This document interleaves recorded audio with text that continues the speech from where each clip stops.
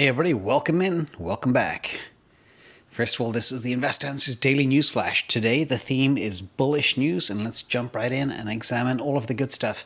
If you're new to this channel is all about numbers and math and data points to secure financial freedom. So thank you for being part of it. If you like what you see and what you learn and my positioning on information, please hit the like and subscribe to the channel. So let's first of all look at some initial good news. Let's look at what is on Google today. The exploding search term is buy crypto. People all over the world want to find out how to buy crypto. People in Nigeria, people in Australia, Canada, Slovenia. It's a hot topic right now.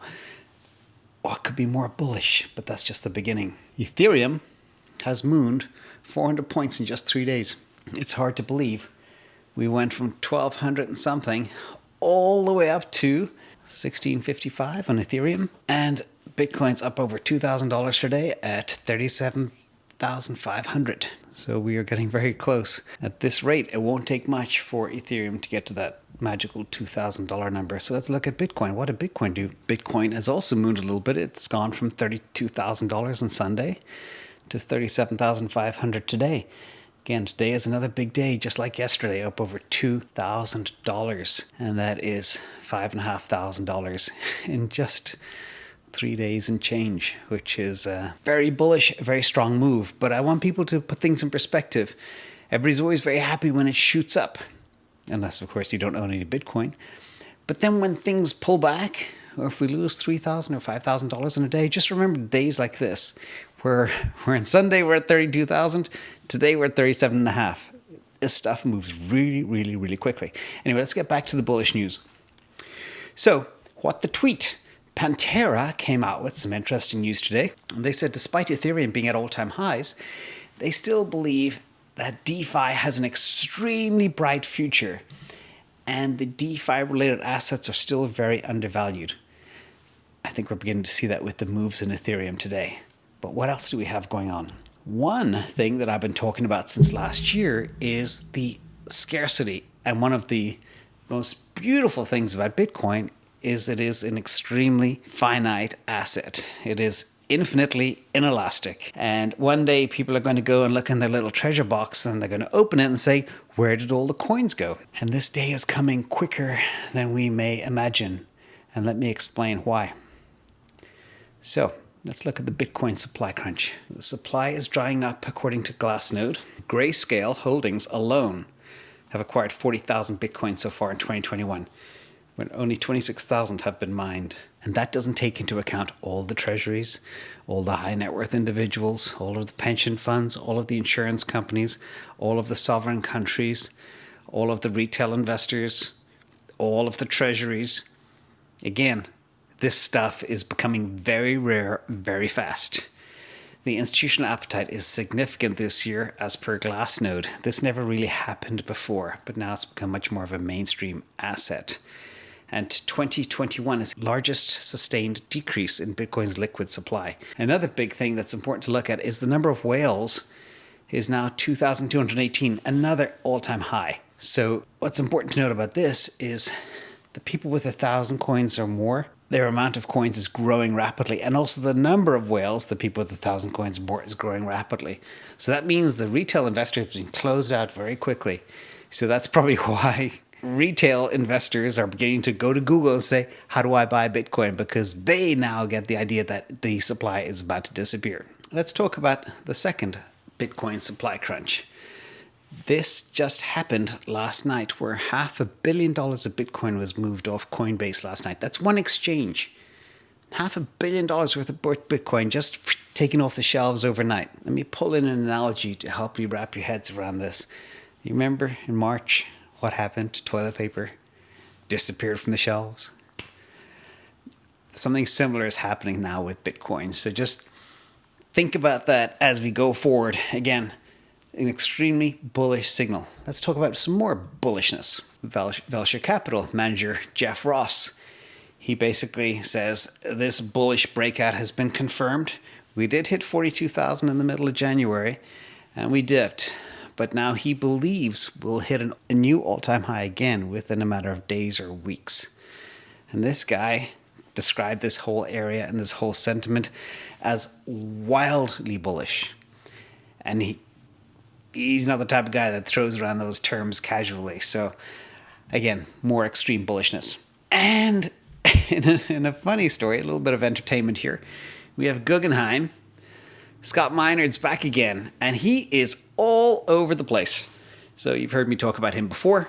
Back in December, he said Bitcoin should be worth $400,000. Then him and his firm, Guggenheim, they didn't get SEC approval to buy Bitcoin. So he started spreading a whole bunch of FUD in middle and early January that, there's no institutional interest in Bitcoin. Going to fall to probably $20,000, $25,000 a coin is not sustainable. And this is that FUD stuff that alarmed a lot of investors and scared a lot of people. Well, lo and behold, today, guess what he came out and said? Bitcoin could conceivably be worth $600,000 a coin. So what's with this guy? Like in the space of 4 weeks, 400,000, 20,000, 600,000. Who do you trust? We'll see. Anyway, his bullish calls may be a little bit too bullish for my liking, but I'd love to really understand what's going on inside his head, because that is not a stable approach to managing your investments. Let's talk about the CME Futures and Ethereum. So the CME Futures are launching next week on Ethereum. This is the first time ever.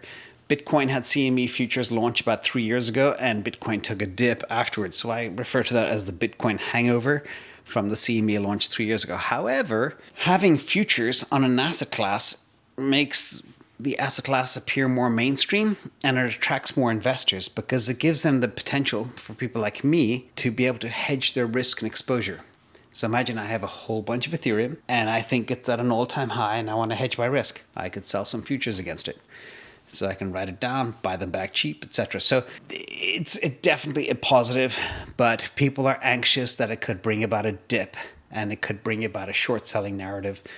I'm not sure. I don't think so. I think it's all positive, but just bear that in mind as well. Another derivative asset of crypto is PayPal. PayPal started allowing their users to buy crypto in their accounts.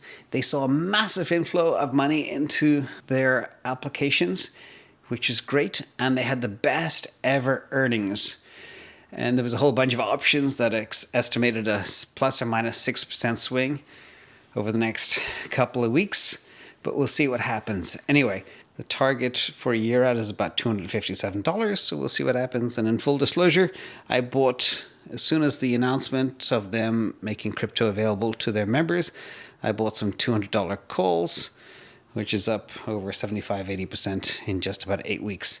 So I think it's probably too late to chase, but worth keeping an eye on. And if it does get slammed post-earnings, as some companies do, even though their earnings are blowout, we'll see. The market is behaving a little bit strange after earnings these days, so let's keep an eye on that one. And many of you have asked me to look into mining companies, and I've started. I don't just look at them and say, give an opinion, but I do very, very deep research. I look at their financials, I look at their forecasts, I look at their history, I look at their leadership teams. And I just came across this particular note today on Marathon Patent Group. These are the guys that actually bought $150 million worth of Bitcoin. Now, if you looked at their balance sheet a year ago, they only had $6 million in their balance sheet. Where do they get $150 million? So there's a lot of unanswered questions I'm trying to get to the bottom of. But this bearish sweep option activity is definitely bearish. Somebody made a big bet that the Marathon Patent Group would be below $22 over the next couple of days. So keep that in mind as you invest in Marathon. I think the mining companies are still a little bit risky. Everybody thinks they're the best thing since buying crypto itself. I'm not yet convinced, but I'm looking into it. So please subscribe if you want to find out my report on mining companies coming up real soon. Finally, Microstrategy Bitcoin for Corporations update. They had 1,400 public companies in attendance today. We just need 40 to buy in for Bitcoin to double. That's all we need per my analysis last week. And also the company MicroStrategy, they went from $299 a share back in the middle of December to $750 in 6 weeks. I think at this stage, they're nearly getting a little bit frothy. There's a lot of companies, probably a lot of enterprises are actually buying MicroStrategy now as a call option in the future of Bitcoin, because they can't actually buy Bitcoin yet, or they don't have an on-ramp yet to do it. But an interesting quote from the conference today was again from a guy called Ross Stevens. And he said, we cannot turn fiat assets fast enough into Bitcoin. So just think about that. There is an arms race to get off of fiat and get into Bitcoin, and they can't do it quick enough. So again, extremely bullish. So in conclusion, from all that bullish sentiment, last week was a week of FUD. This week is a bullish news era. So congratulations, everybody. I'm active in the comments. I'm the Black Bubble. Ignore everybody else. Thank you. Hit the like, subscribe. See you soon. Bye.